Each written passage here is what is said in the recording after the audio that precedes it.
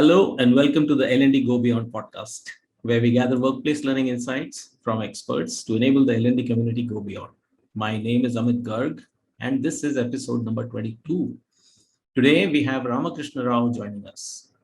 Ramakrishna Rao, popularly also known as Coach Ram, is the Chief Learning Officer at Page Industries, which manufactures, distributes, and markets brands like Jockey and Speedo in India, Nepal, and few other countries. He has earlier worked in leadership roles in learning, talent management, leadership development at Aditya Birla Fashion and Future Group.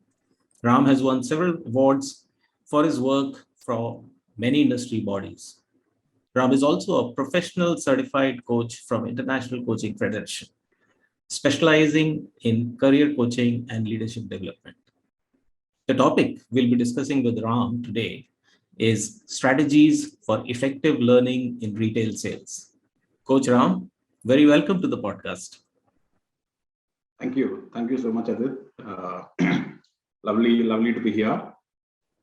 Good to know that this is 22nd, which means, that's quite a journey. So you already have the wisdom and interaction of 21 practitioners on the subject. So Yeah, I can agree with that.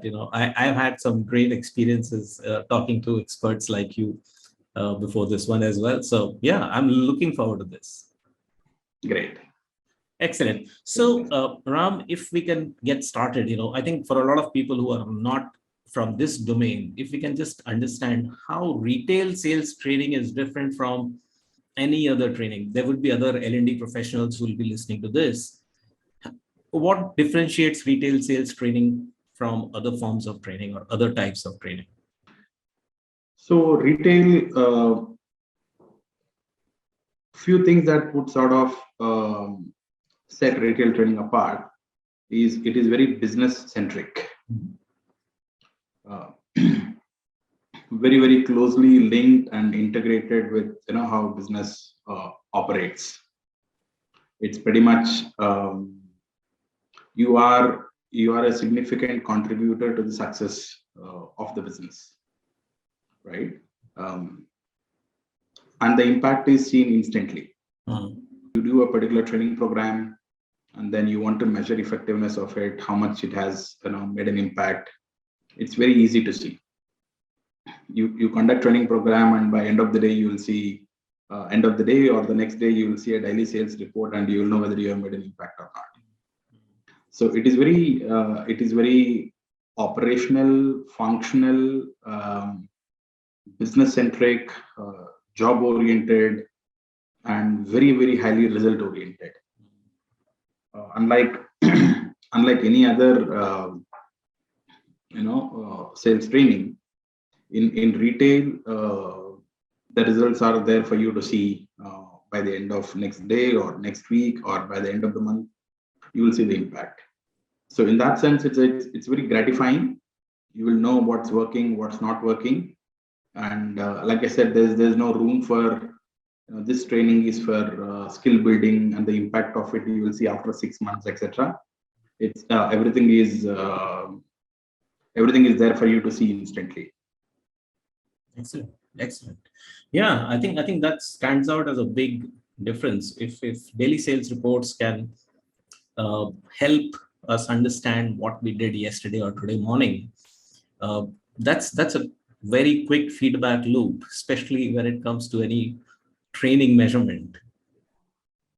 Absolutely. Kirkpatrick would have loved to see the level 4s. No brainer. True. All L1 to L3 to L3 to L4 is what you will immediately see in probably a week. Yeah, excellent.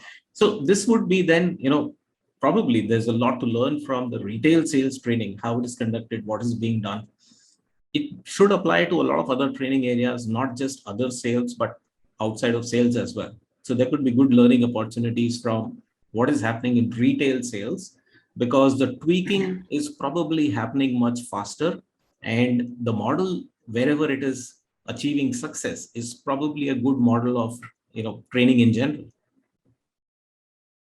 Yeah, I think like I said, the beauty of retail training is the gap between cause and effect is short. Yes. And the gap between intervention and impact is short, and hence that you will tend to do many programs, and in general you tend to do many training programs, and you will wonder, where do I measure the impact, because there are so many factors that are influencing that outcome. If you take sales, there can be multiple factors that impact sales, not just one factor. So it's difficult to isolate the contribution of training to that impact. But fortunately, there are to a fair degree, you can actually measure that in terms of retail training. If you take a new product launch, if you take a new process that's got implemented, because the people, the retail staff needs to learn that, apply it, and then you'll see the effect and the impact. Right. So yeah, applying it to different industries, I'm sure the key catch for me there is, how do you consciously design and track the linkage between your intervention and impact. I think there are lessons for to unpack there. Yeah, and we'll try and get into that. But yeah, it's a great start. I think I'm very excited to understand what sort of strategies have you seen succeed in your experience in retail sales training. How do you make it really effective? So I don't know whether you've heard of the term called auto-replenishment system. Yep. So typically at a store or at a store, you have a product, and if the stock of the product goes below a certain level, then automatically there is a system that gets that triggers, saying that okay, this particular store is low on this particular shirt, trouser, or dairy product, or anything for that matter. And there's a whole system that sort of gets initiated to ensure that the stock reaches the optimum level that is required at the store, right? So I sort of relate to what I call as auto learning system. So you look at a store, and when you look at a store where the shelves are not really full, etc., that sort of gives you a very sorry picture, and you'll say, no, I want to see a store which is full shelves, etc. Similarly, when it comes to capabilities, I look at it as the store needs skill inventory as much as the product inventory. We measure product inventory, we take stock every day.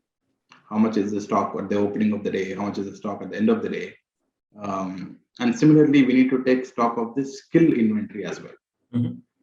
We want our employees or the store staff to have product knowledge, awareness about process.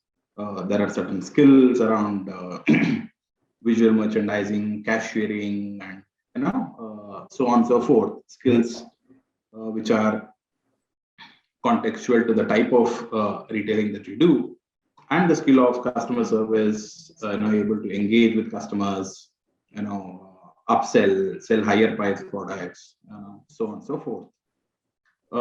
So if you look at a retail professional and say he needs to have probably 30 skills, to be effective, to be at his or her best, and then you'll have anywhere between 10 people in the store to 200, 300 people in a store. So you look at skills inventory. This is my desired skill level of each of my store staff. Where are they right now?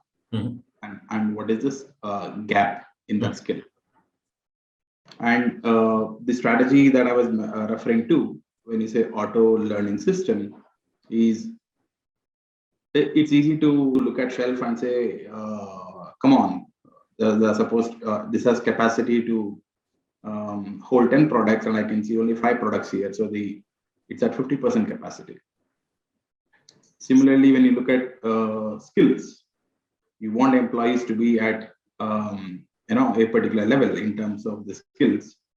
Probably you don't have the right, you don't have the mechanisms that so intuitively tell you that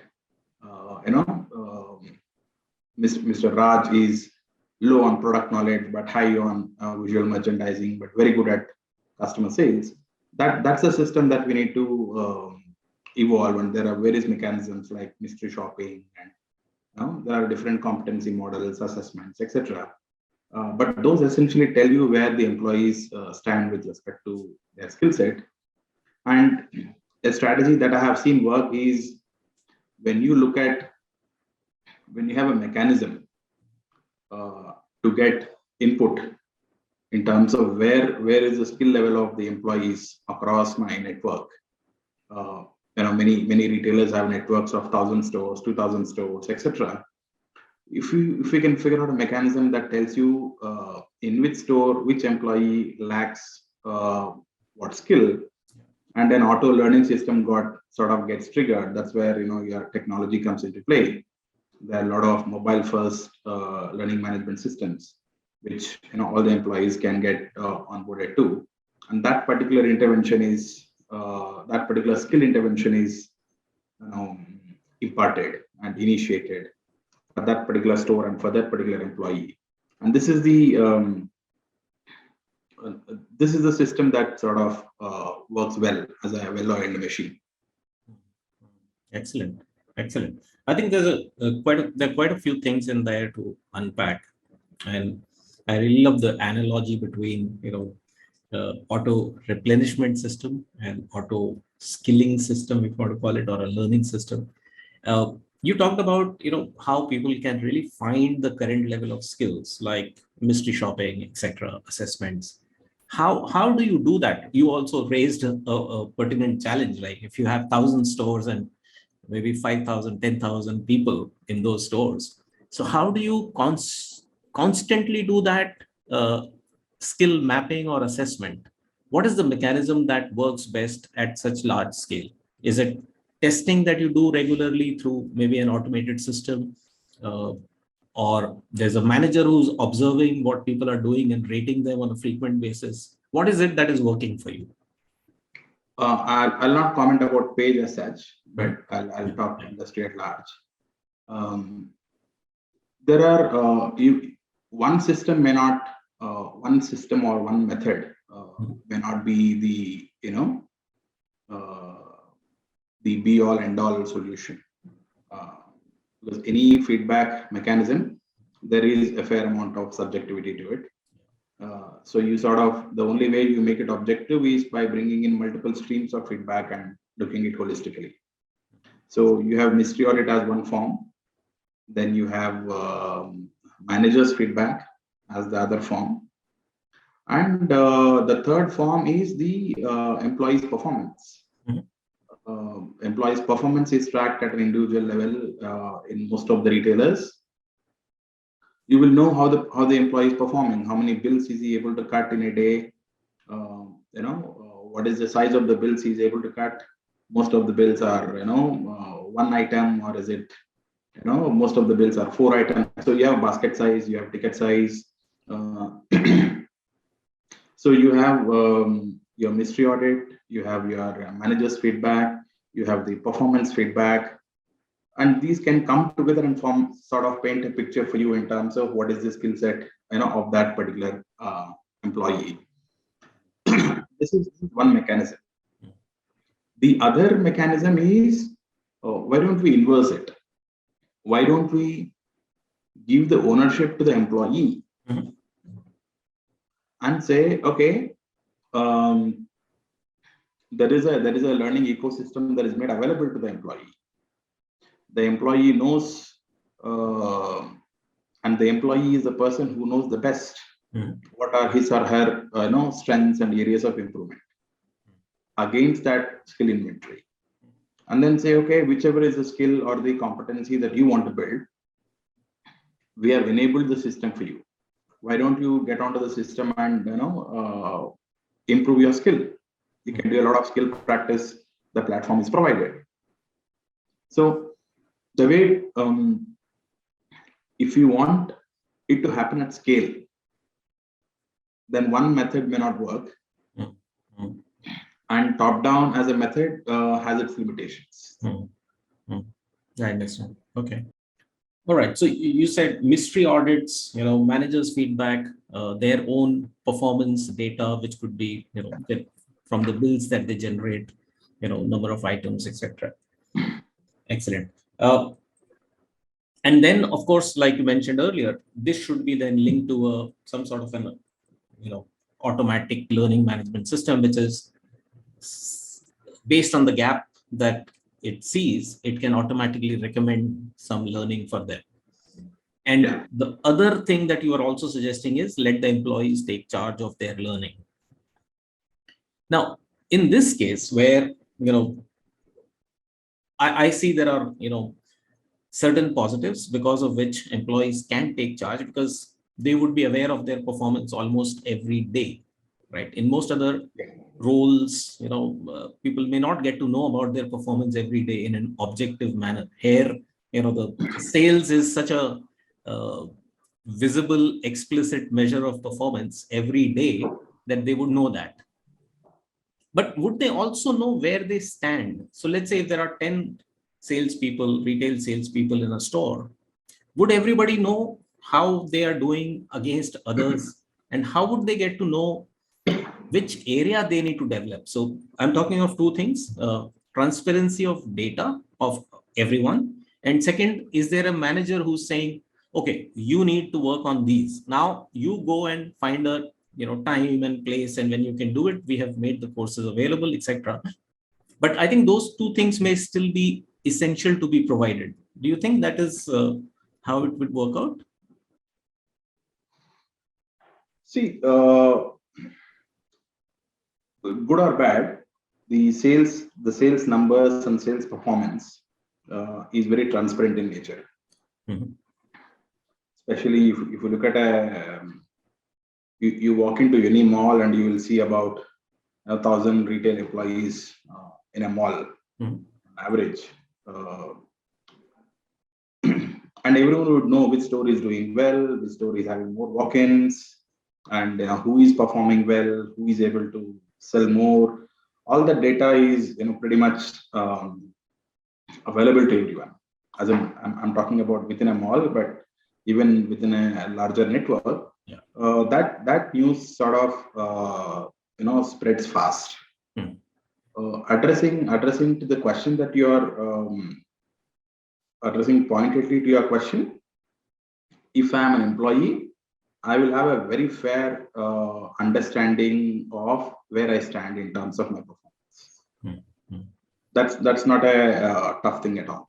Like, the beauty is going back to retail training. Your learning and your performance are very, very, very closely integrated. A small shift that you make in your behavior results in sales, and you will know, this particular statement has cost. Okay. Yeah, there's almost immediate feedback. Almost immediate feedback. And I'm just taking an example of there's a lot of case studies done on customer on the employee behavior, resulting in increase in revenues, etc. The classic one, which is of McDonald's, they have a script to follow to speak with every customer, right? And they ask you whether you want a medium or large. So the small is even out of the window. And by default, you have ruled out small. And people will say, medium or large, give me medium. So instead of saying, do you want small or medium? Which means you have ruled out large in terms of. So even a small sentences like these, a very small shift in terms of, do you want single cheese, double cheese? Right. So would you like to have fries with that? Would you like to have fries with that? So all of these, triggers, nudges in the customer conversation have a huge impact on sales. Right. So it's very easy to correlate. Yeah. I think that's also probably the good part of retail sales training is that you can give all the knowledge through your courses. Even when you onboard people, they would probably understand the why it is important, etc. But bringing it into behavior will come from this constant feedback that they're getting every day and seeing that someone else in the store is able to do better sales or generate higher revenues and they are not. And that behavior modification can happen almost constantly. So there's once again, that loop is so quick. There's, performance and feedback every day. So there is a trigger for learning that should ideally be there for most retail salespeople. Yeah. So see, your learning management system can bring all the resources that are required. Yeah. But what brings it, for the transition to happen from knowledge to behavior, that's where is the role of manager that comes into play. So you need a senior person in the team, the most experienced salesperson or the manager, who will sort of role model that behavior for you.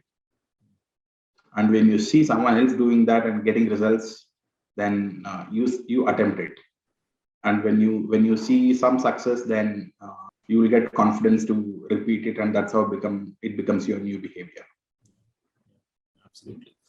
So also, Ram, if you think, some of these people, the retail sales people, I'm sure they also know what are the benefits of achieving higher numbers and adopting these behaviors. Maybe their commissions increase, etc. Some of them may be happy with what they're getting and they're not so worried about higher commissions, right?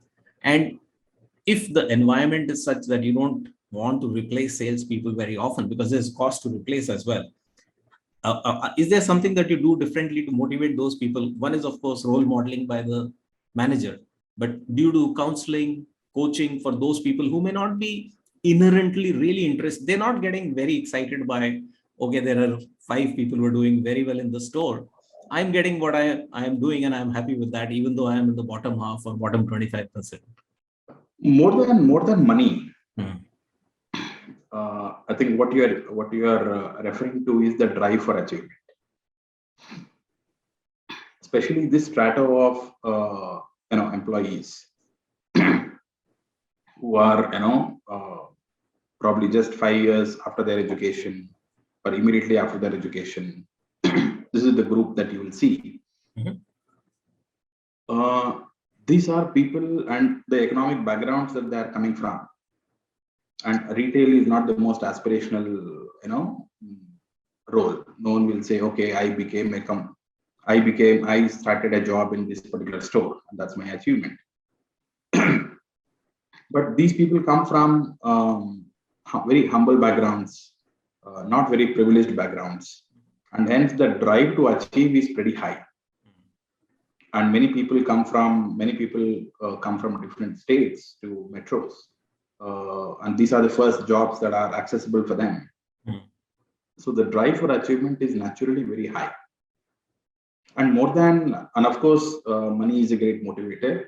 But beyond money, it's how you make them feel. If the store manager or the area manager, anyone, how you make them feel belonged, how you make them feel contributing to the store's success, and how you respond to their failed attempts. That really determines whether they get charged to do more or to withdraw and say, there's no point doing anything here. That's it. Sorry, go ahead. You were just completing that point. Yeah, and you will see stores celebrating milestones. They'll say, okay, we have done single day ever highest or ever highest month and so on and so forth. So you are never short of milestones in retail. Yeah. No, I think it's a good idea. Celebrating small successes, monthly successes, and maybe brand-wise successes if you have, because if there are several categories, you can have it for different. But it starts from hourly to daily to weekly to monthly to annually. Wow. So you will even if the store has not achieved its target for the month, you will definitely find something to celebrate. They would have had their best week, or they would have had best ever for a particular category in the store. It's very difficult to be negative in a store. If you have a bent of mind to look for positives, there are tons of positives that you get in a retail environment. Excellent. I was about to come to the point where you talked about, how do you handle the negatives or bad days, maybe, right? I think you talked about that. How a manager handles that if somebody is doing something wrong. Is that what you are intending at? See, as a newcomer, when someone joins and attempts something, and is not really getting the hang of it, what's the kind of support that you give to that particular employee? That can make or break his performance. So putting hand on the shoulder and say because these people come from very humble backgrounds, like I mentioned. Most of the products that they will be selling is something that they would not have used. Assume someone working in a jewelry shop. They can't dream of buying that jewelry that they're selling. It's because it's few levels above their economic capacities at that point in their careers. Someone selling a suit in an apparel store. So if they attempt and they don't really make it, their confidence takes a hit. And at that point, the manager plays a very important role, where he can boost their confidence, guide in terms of skill, and say, go for it, you'll be able to do it. Vis-a-vis saying, I wonder how we hired you. That the conversation and the tone and tenor of the manager's dialogue can make or break an employee. Right. So if I were to kind of get them together, hearing is as large parts of your retail sales training strategy. Number one is some sort of an auto learning system, which is about measuring the skill inventory, finding gaps, allocating resources that would be beneficial. Second is about getting people to do their own learning, because they are getting feedback on a almost regular basis every day, where they stand and what they can aspire for. And third, which actually is a very interesting thing, and maybe we'll take it forward, is about managers. How are they handling the newcomers or people who are having bad days, not necessarily newcomers? What sort of conversation you're having? How are you really grooming them, taking them forward? That would become a big part of the training strategy also. Essentially, you are training your managers first to be able to do what you want them to do with this, lot of people that you have at every retail store. So how are you doing that part, or what is the best way to do that? This is one challenge that most retailers try to grapple with. Is because or even more or even less, and you may have a training team which is very small, right? And there's no way where you can where your training team can reach out to each and every employee who are geographically spread across, right? So the best bet for you to impart this training and behavioral change is largely empowering the person who has the most access to them. So in a store, the manager meets the employees on a daily basis. He or she is the one who spends maximum time with them. He or she is the one who is watching them perform. See them either succeed or partly succeed or fail. So manager knows employees the best, and it's a small group of 5-10 people, or even if it is a store, which even if it is a large store with 100-200, you'll always have a manager employee ratio of 1:8, 1:10 at different levels. So they know their employees the best, and the concept is manager as coach. You empower the manager with the skills, training skills, coaching skills that are required to be able to contribute to the employees' learning and growth. And it's some of them will say, I'm not a natural trainer or coach, but that's not the point. We are not trying to build professional trainers or coaches. It's about that 5-10 minutes of training. It's about having that 2-minute powerful conversation of motivating or nudging or giving that critical feedback that will help the employee progress and move forward. And what I have seen is, if you have invested in your managers significantly, then they'll pass it on to their teams. It's that culture of what's coming to me from the top. If my manager is investing significantly in my learning and development and growth, then I'll do it. I'll take it forward for my team as well. So what generally companies do is to invest significantly in the store managers or managers across different levels, so that they can they feel the benefit of that coaching and training, and they take it forward to their teams. Excellent. Yeah, I think I was about to link it to the culture part, and you brought it very clearly. Absolutely. And I think it will boil down to the culture, and without managers really taking ownership of performance of people, grooming them, mentoring them, coaching them as and when required, I think that becomes a very, very important aspect. Yeah. Okay.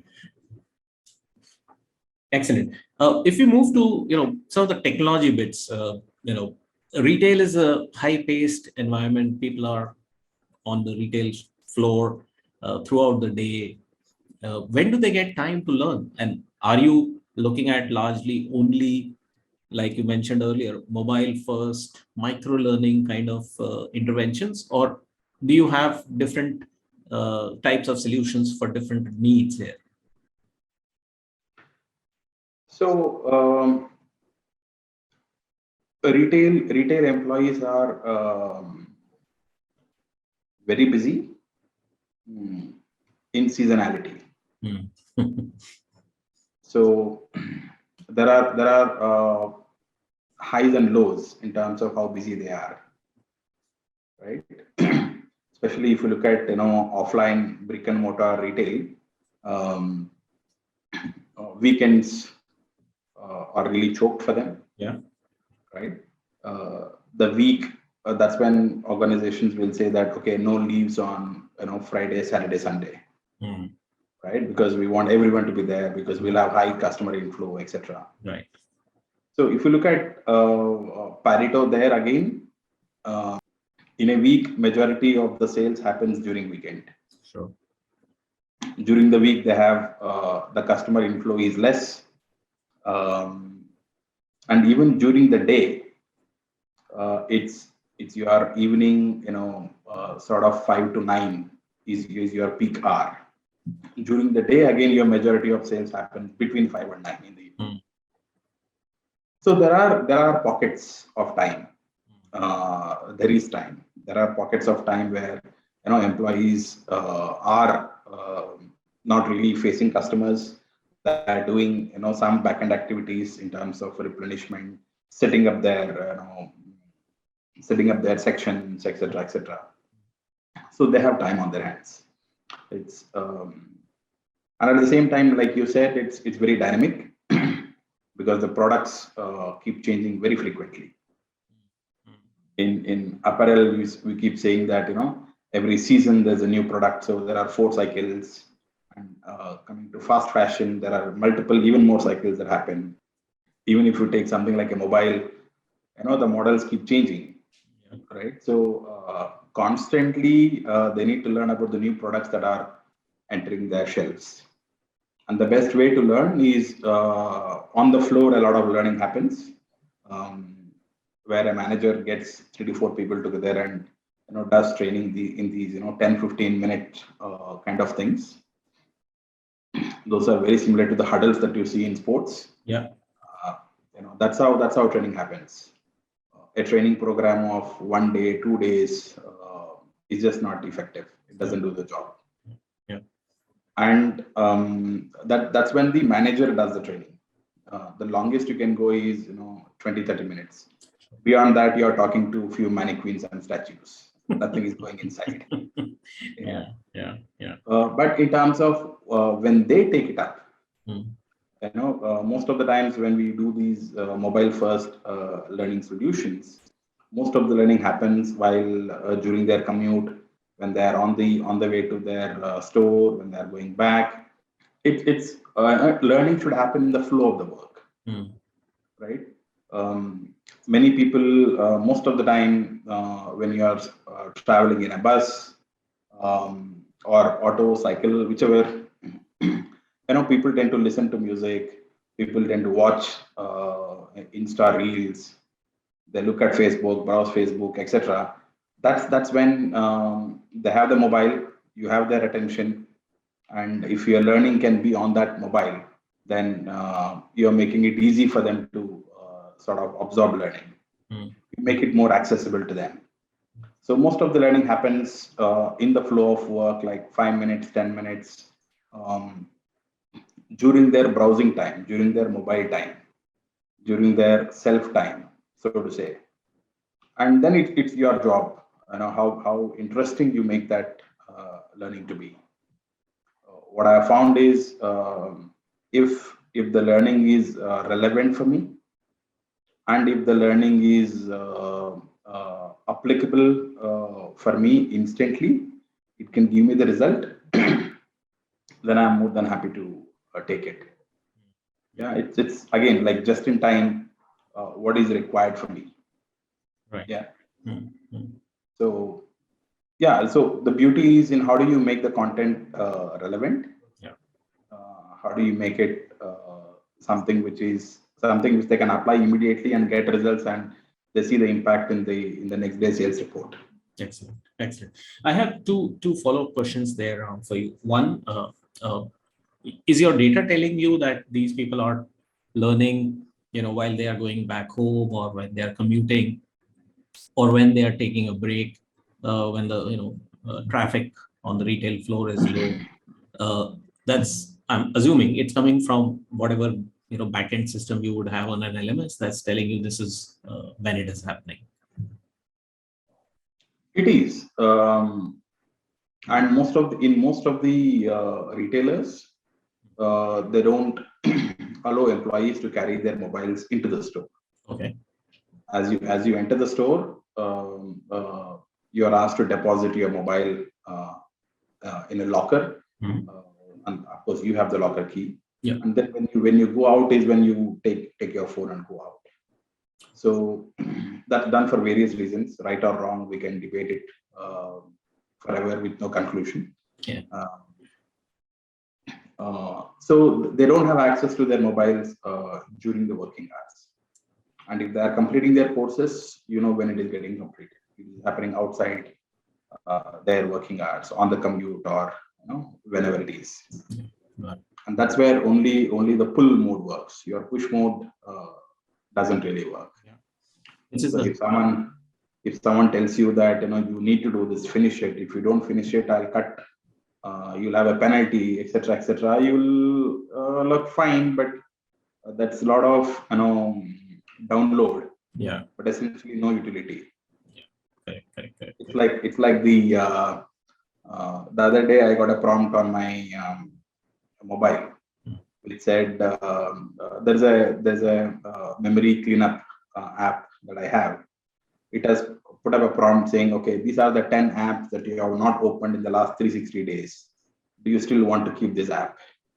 So a lot of learning content that we push will be like that. Will be like downloaded, it's there inside their brains, but never used. Yeah.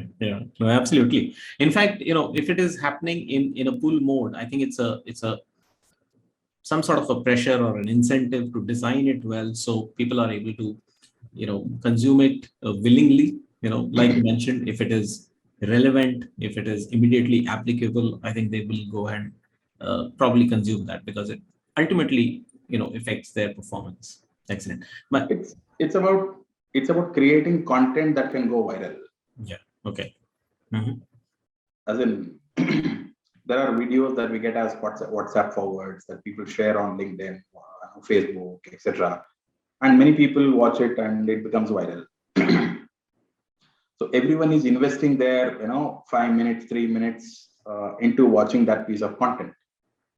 They are not paid to do that, but you have created curiosity for them to watch. Yeah.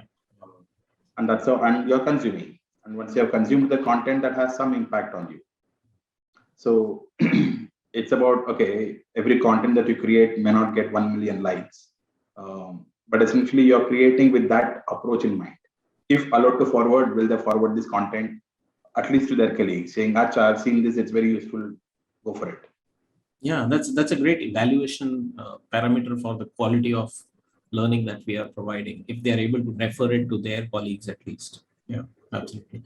My other point from your previous thoughts was around manager training, because managers are doing a lot of 15-minute, 20-minute trainings in small cohorts in the shop itself.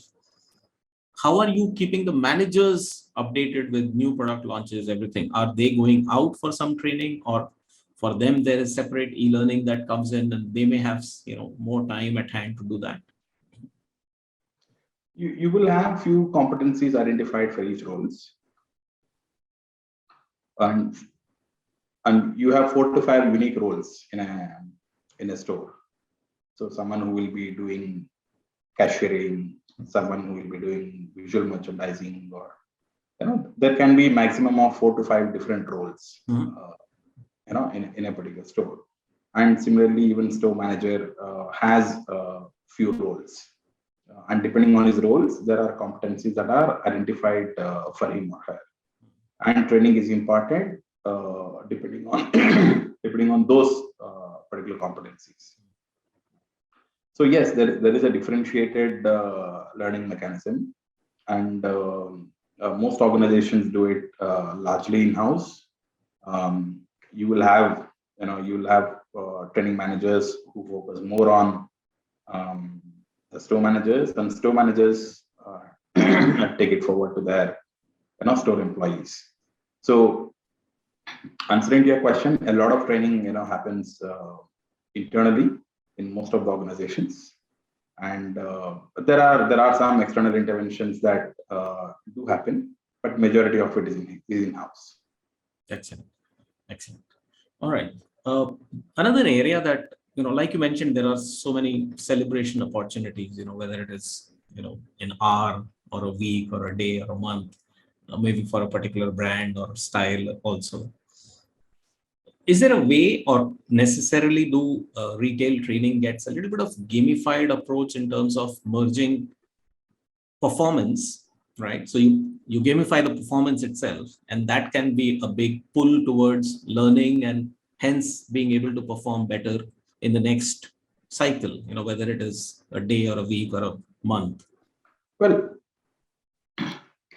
gamification is brought in where you don't have milestones. Mm-hmm. You are creating milestones through gamification. You will say that, okay, assume you're an employee in a software company, and you'll say, okay, complete this course and get this badge, complete this and then get this, complete these many and then you get to be on that leaderboard, etc. So essentially, where you don't have a number or a milestone, which is very apparent, you are creating a simulation environment through a game. And people, like those badges, the cards or the claps that they get, and social brings in a social engagement. They share that, okay, I've got 5 badges, etc. But in retail, retail is already gamified. Yeah, I think, that's exactly what I meant, that because the performance is, gamified, but what I'm probably hinting at is how you are structuring it and rewarding it. Who is performing better, maybe a store or a, city or employee itself, that drives the learning for the next cycle. So yes, performance is essentially gamified. I'm sorry, I could not communicate clearly. No, that's perfectly fine. So yes, a lot of reward and recognition happens through on performance, etc. That sort of creates peer pressure, inspires them to go for a higher order. And I'm a big fan of a concept called learning organization, and this is the Peter Singer's model of learning organization. And one of the tenets of a learning organization is where you are able to see a correlation between learning performance and your business performance. Mm-hmm. So there are metrics and data in terms of how much people are learning and what they are learning.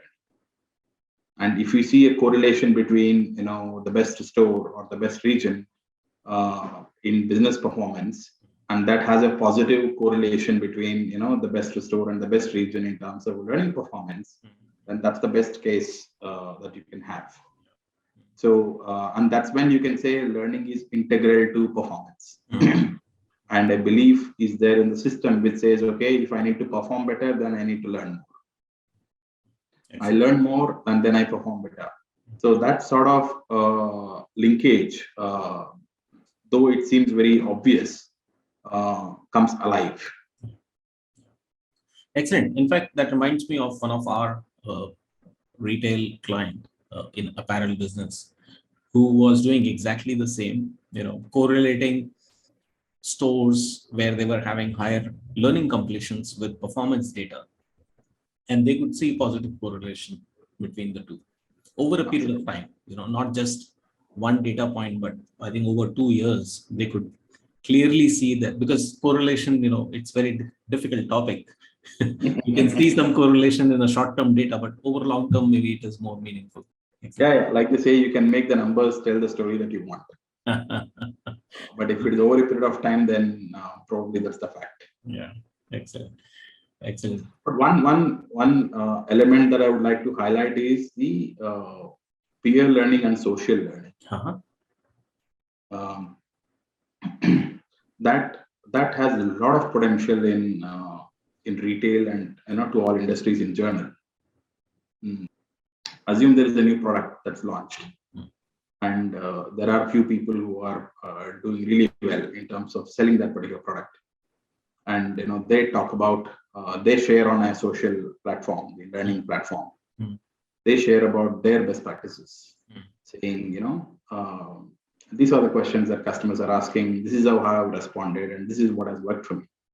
And people learn from each other through that platform, and they share best practices, and that's the best form of learning. And we talk about user generated content when it comes to Facebook, YouTube, and all of those platforms. The best form of learning is when the content is generated by the users themselves, the employees themselves. So you have a new product, you have taken, you have done your basic training in terms of what the product is and information about the product. But in terms of how to sell, what objections customers are coming up with, how best to respond, learning about competition,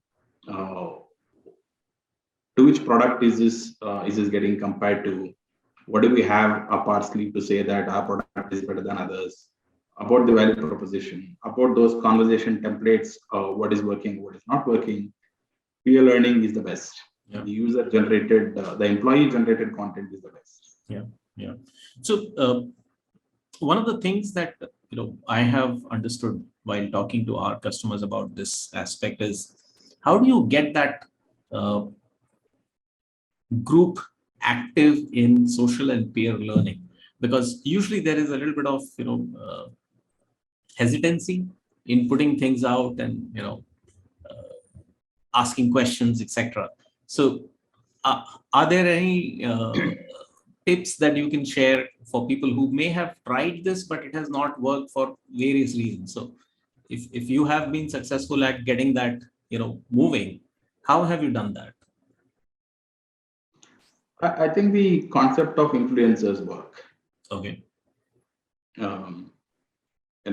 These days, many organizations are doing something called as organization network analysis, where they say, if you want to drive a particular initiative, then the organization network analysis, based on the mails exchanged and etc., it will tell you who are the go-to people, pretty much like a Pareto.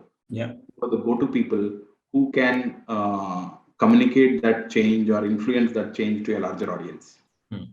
So for any initiative, there will be a few people who take it up instantly, who are the pioneers and early birds to start off, and then you need a lot of push to get the others onto the bandwagon, and the last 10% will never come, irrespective of what you do.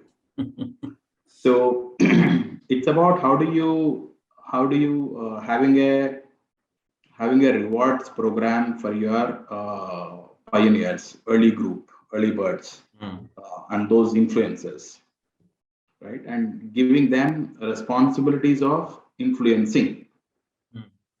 So when you start a new product or a new initiative, etc., there will be about 10 people, or there will be about 10% of the population, who would come forward and share. Now, what we tend to do is then you start going after the next 20, 30, 40% of the people saying, please come. There is value in this, etc. Yes. But they don't see value in you saying it. They see value if the first 10% says it to the next 20, 30%. Yeah. So having a program around how do you encourage, nudge, and use those early birds as champions to get your message forward, and drive others into adopting this. I think that's what is the game changer. Those influencers, those champions, those early birds, they are the ones who will bring that large scale change that you're looking for. Excellent. Yeah, makes a lot of sense. Anything else that we may not have covered today, Coach Ram, which you think is one of the success strategies that you may have used in retail sales?